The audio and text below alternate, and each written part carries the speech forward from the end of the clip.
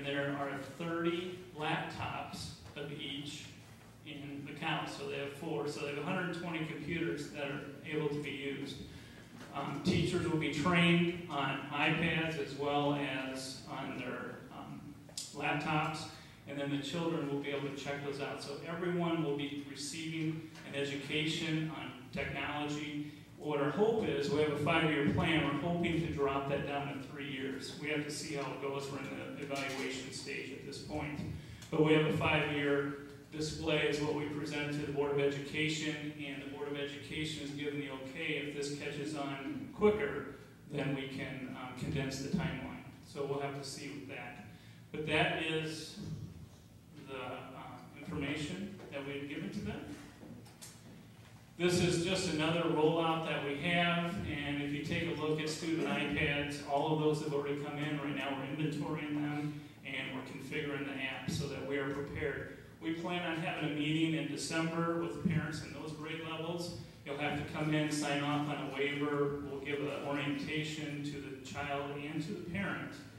And once that is done, we hope to start on January 8th. That'd be the day back from winter break where the kids are using that.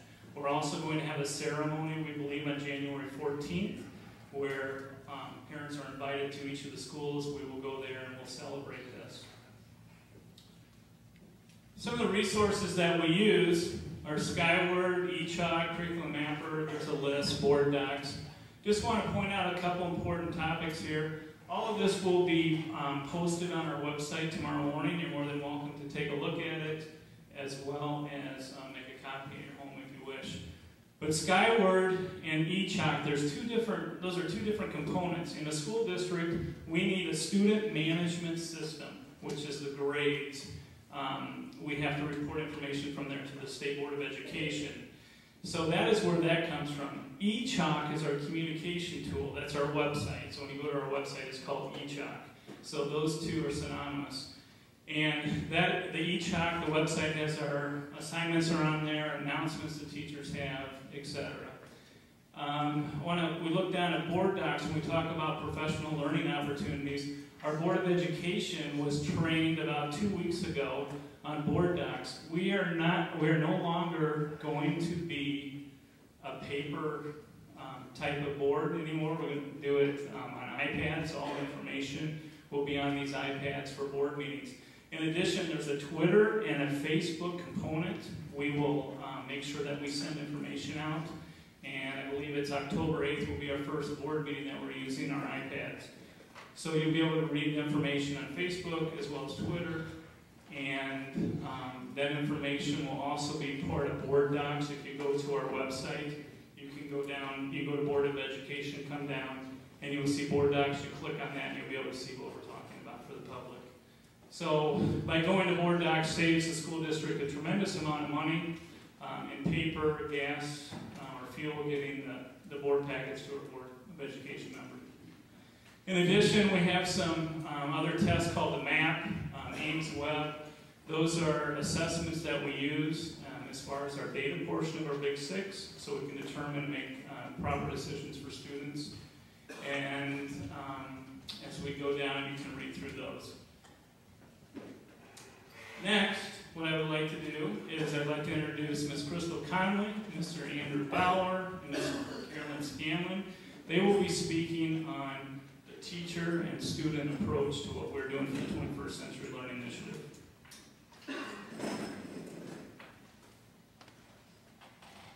Thank you, Mr. Dester.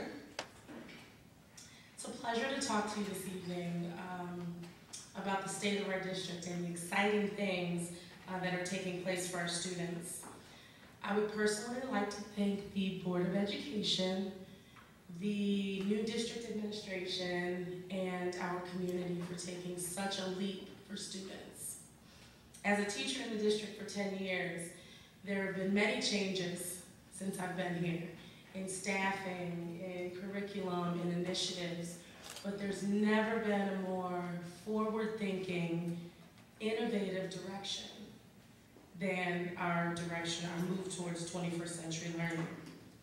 One of the difficult things for teachers is deciding how to spend the limited amount of minutes that we have each day with students and get in the wide range of curriculum that we have, while still trying to inspire students and helping them to be problem solvers and higher level thinkers.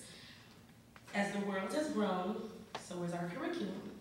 However, we're still operating under the same traditional school day, the same K-12 systematic structure that we've had since the industrial age.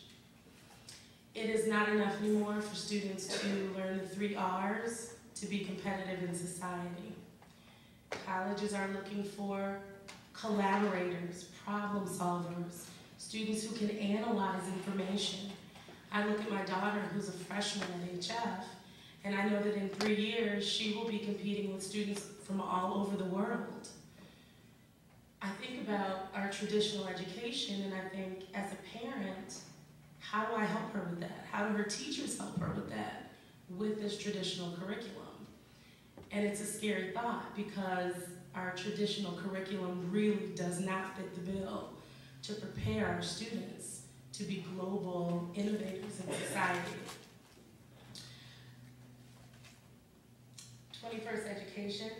21st century education does that. And it allows teachers the opportunity to use technology to open up the world to children. It allows us to use technology in our classrooms in ways that we never would have imagined when we were in school. For example, one of the things that we're doing this year is something called a flipped classroom. Flipped classroom is one of the coolest ideas that I've heard of. And it's such a smart idea. It takes the basic content information that's usually given to students through lecturing and note-taking in the classroom, and it flips it. It flips it with those more challenging things that students would take home for homework. What this does is it allows the teacher to free up classroom time to be the guide towards that innovation, to be the guide towards those higher level thinking skills, allowing students to collaborate, and allowing the teacher to not hold the students' hands anymore, but really to allow them to step forward and take more ownership of their learning. It's time out for students to be spoon-fed information. You're not spoon-fed information in the real world.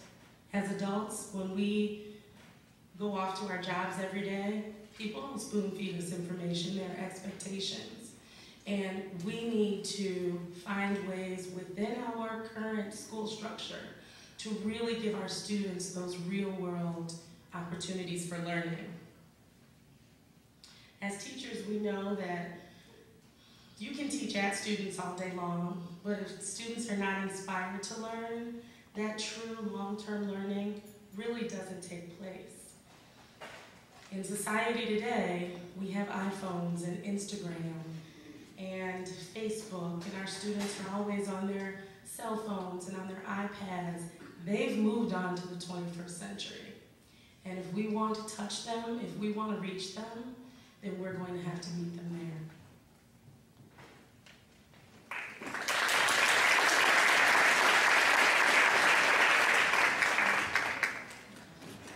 I would like to thank everybody for coming out tonight, especially the Board of Education, community members, parents, and as Crystal just kind of talked about, students are taking on a different role. They're becoming the creators of knowledge. They're becoming the innovators. And as a teacher and as somebody moving into the 21st century, we also need to make that change. We need to become the facilitators of this knowledge and the guiders of this knowledge. This initiative that the district got approved for is going to help be local for that for this current district. It's going to let us have our data and our students' work be driven by that data. We're going to be able to instantly assess our students and see where they're currently at and where we can take them individually. I want you to imagine a day where teachers do a lesson And then they're instantly able to assess where the students are at, to see in that current lesson if a student got it or if they didn't. Well, that is not. And this initiative lets us be that. It gives us the opportunity if a student is failing that lesson, that current lesson, not overall, but that current lesson, and then reteach it to him that day. This should take us days, and with that, maybe even weeks. You can instantly do that through initiatives like Khan Academy, Raz Kids, Bluebird. These let us see where our students are currently at that second, and see if you need to reteach them, or if you have an opportunity to enrich. Because in this day and age, it's not good enough just to do stat work. We need to keep pushing every student to their individual learning ability. It's come up that the U.S. Department of Education says that 65% of today's grade school kids will end up jobs that haven't been created yet. We need to prepare our students for these jobs. This deeper level of understanding for each individual student at their current learning ability and the new expectations brought on by the Common Core, we need to prepare our students to be the leaders and innovators to meet the demands of tomorrow.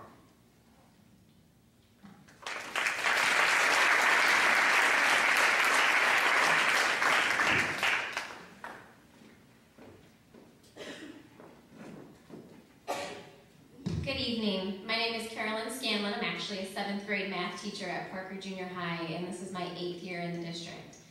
When I think about the current initiative that our district is undergoing, I have a little bit of a personal perspective. I think of my 2 young children who are 3 and 5 years old, who are just beginning their educational journeys. And I watch how they've begun their lives. They have been immersed in technology. From birth, they have seen iPads, they have seen iPhones, they have seen computers, laptops, even DVR. Things that did not exist or weren't as plentiful when I was even a kid. And I think about my children where I can watch my 3-year-old pick up my iPad, find an app, find a website, find a video on YouTube, and he can't even read. And somehow yet it's inherent in him and he understands how to use these devices. So I can't imagine my own children or anybody's children who has the opportunity to see these devices, not necessarily have them at school. And it's one of the things that our initiative is bringing to our district. I can't imagine young children who have these experiences outside of school where they're able to reach to the outside world. They're participating in, they're creating, they're publishing, they're making videos and games and stories and videos online. So as teachers, one of the things that I think we need to do is embrace that and enhance our classrooms. Why not use that to our advantage and reach outside textbooks and reach outside of our walls to the parts of the world that these students are already embraced in. Not only do we need to keep in mind where our students are coming from when they enter our district and what access they've had to these tools, but we also need to think about where they are headed when they leave our district. I think about when I left high school and I entered college. I was 18, and the University of Missouri where I attended was just releasing email. I actually just told my students that the other day, and they could not believe that I didn't even know what email was until college. They asked me, well, how did you keep up to date? How did you talk to people? How did you communicate? I said, well, the same way my parents did. I picked up a phone or I drove to somebody's house if I needed to know the information. They didn't quite understand, but I think they kind of got it. I also remember 12 years ago in the year 2000, one of my first jobs out of college was actually working for an internet startup company. So if you think about that, that was just 12 short years ago. The internet was just beginning, and this was a new model in the business world. And now, in 2012, most of us have either worked for or know somebody who works for a company that has an online presence. So we think about the students that are coming to our district, and we know that they're going to be involved in careers that we can't imagine 12 years from now. And our job as teachers in this district is to give them the tools and the ability to be able to succeed in those careers and in those jobs. And one of the things we are doing as teachers together is helping our students to become engrossed in some of those 21st century learning skills from day one. One of the things our 7th grade math department has begun this year. We began the year different from any other year. We decided that on day one, we wanted our students to work together, to be collaborative, to cooperate, and work on some of the harder problems that they might face in their everyday lives.